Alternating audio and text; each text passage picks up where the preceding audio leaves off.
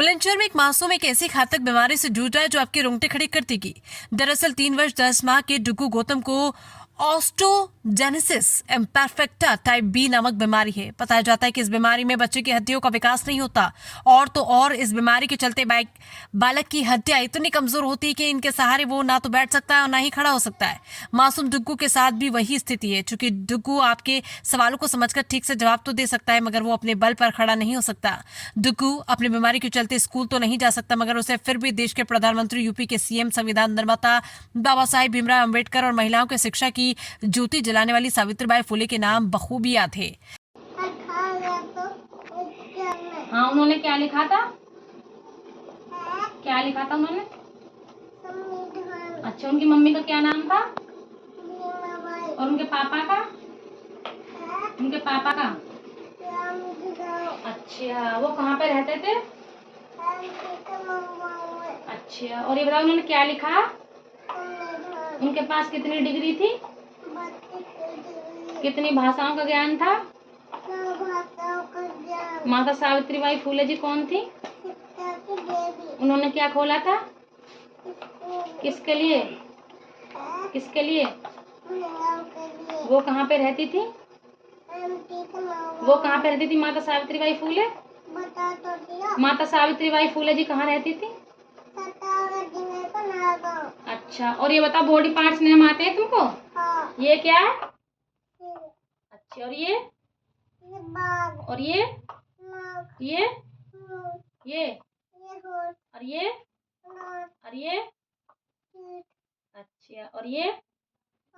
और ये? और ये? ये? हाँ, हाथ। और ये? और ये? अच्छा, बुद्ध वंदना आती है तुमको? सुनाओ थोड़ी सी बुद्ध वंदना। हाँ, हाँ, हाँ, हाँ, हाँ, हाँ, समम, हाँ, हाँ, हाँ, संगम, हाँ, हाँ। एक बार नारा लगाओ जोर से। जय भीम जय भीम। हाँ, तो क्या रहेगा? हाँ, क्या कहते मैं तुमको? हाँ, बस इतनी जान दो। इतना ही नहीं, मासूम डुग्गू पीएम मोदी से गुहार किए कि वो इसके इलाज में मदद करे ताकि वो भी अपने बल पर खड़ा हो सके और बड़ा होकर समाज की सेवा कर सके। डुग्गू का परिवार बुलंदशहर के सयाना कस्बे में रहता है। उसके पिता आकाश गौतम एक ऑटो रिक्शा चालक। उनके मुताबिक वो रोज की मजदूरी करके महज 500-600 रुपए, जबकि बच्चे के इलाज के चक्कर में कर्जदार हो चुके हैं। उन्होंने बताया कि पहले उनका खुद का ऑटो था मगर बेटी की बीमारी में वो बिक गया और अब वो किराए का रिक्शा चलाते हैं। पिता के मुताबिक डुग्गू जब पैदा हुआ था तो उसमें सांस नहीं थी। तकरीबन 2 घंटे तक लगातार ऑक्सीजन पर रखने के बाद डुग्गू में सांस लौटी। परिवार में खुशी की लहर दौड़ पड़ी। पिता ने बताया कि वो उस दौरान सामान्य नवजातों से कुछ ज्यादा रो रहा था। 3 दिन बाद परिवार ने डुग्गू को देखा तो उसके शरीर चोट के निशान दिखाई पड़े। 1.5 साल से ज्यादा उम्र होने पर डुग्गू बोलने लगा मगर वो तब भी बैठने में सक्षम नहीं था। तब से आज तक वो ना तो बैठ पाता और ना खड़ा हो पाता है। ये बताओ अमेरिका के जो राष्ट्रपति उनका क्या नाम है? हाँ? क्या नाम है अमेरिका के राष्ट्रपति का? बताओ जल्दी। हाँ। Donald Trump. अच्छा, और ये बताओ डुग्गू बाबा साहब का जन्म कब हुआ? 14 अप्रैल। हाँ, 1891 में। हाँ, उन्होंने क्या लिखा? हाँ? क्या लिखा था उन्होंने? संविधान। अच्छा, उनके पास कितनी डिग्री थी? 32 डिग्री। और उन्हें कितनी भाषाओं का ज्ञान था? 9 भाषाओं का ज्ञान। और उनके पापा जी का क्या नाम था? हाँ? उनके पापा जी का? उनके पापा जी का? हाँ, रामजीराव। और उनकी मम्मी का? हाँ? उनकी मम्मी का? उनकी मम्मी का क्या नाम था? उनकी मम्मी का क्या नाम था बाबा साहब की का? बाबा साहब की का? हाँ, बोलो जल्दी। उनकी मम्मी का क्या नाम था? उनके पापा का रामजीराव था। हाँ, उनकी मम्मी का? भीमाबाई का। अच्छा, वो कहाँ पे रहते थे? हाँ? कहाँ पे रहते थे? बताओ जल्दी, कहाँ पे रहते थे वो? हाँ, एमपी के मऊ गाँव में। अच्छा, और ये बताओ माता सावित्रीबाई फुले कौन थी? उनकी मम्मी भी एमपी। माता पिता दोनों ही अशिक्षित हैं, लिहाजा दुनिया का कोई डॉक्टर ना तो डुग्गू की बीमारी के बारे में उन्हें बताता है और ना ही उसका इलाज। हालांकि कई ऐसे लोग हैं जिन्हें दावा किया है कि डुग्गू का इलाज तो संभव है मगर उसका खर्च करोड़ों में है।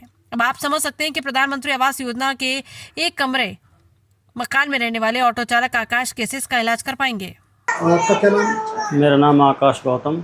क्या आपके बच्चे को बीमारी क्या है? और जैसे सर अभी तक बीमारी का नाम तो हमें भी अभी तक डॉक्टरों ने नहीं बताया है, लेकिन और लोग जो बताते हैं यही बताते हैं कि इसका इलाज इंडिया में नहीं है। इसका बाहर विदेश में कोई इंजेक्शन आता है 16-17 करोड़ का, पता नहीं कौन से देश में आता है, बताया कई लोगों ने।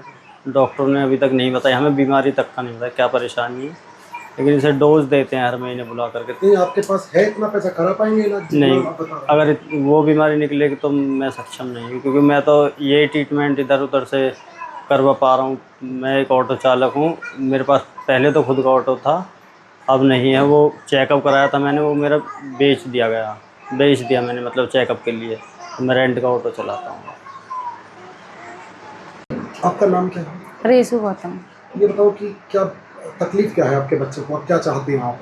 देखिए सर, जो इसको डुग्गू को तकलीफ है अभी तक तो हमको समझ में आई नहीं है कि डॉक्टर ने चेकअप भी करवा लिया। इसको हड्डियों की बीमारी बताते हैं और हड्डियों की बीमारी मतलब उन्होंने पूरे खुल के अभी बीमारी का पता नहीं बताया। और हम इसके ऊपर बहुत पैसा खर्च भी कर चुके हैं, तब से हम कमा रहे हैं। डुग्गू पैदा हुआ तब से लेकर अभी तक इसका इलाज चल रहा है। और डॉक्टर आपस में चर्चा भी करते, मैंने देखा कि डुग्गू को 17 करोड़ का एक इंजेक्शन आता है जो कि अमेरिका या दूसरे विदेशों में लगता है, उससे डुग्गू ठीक हो सकता है।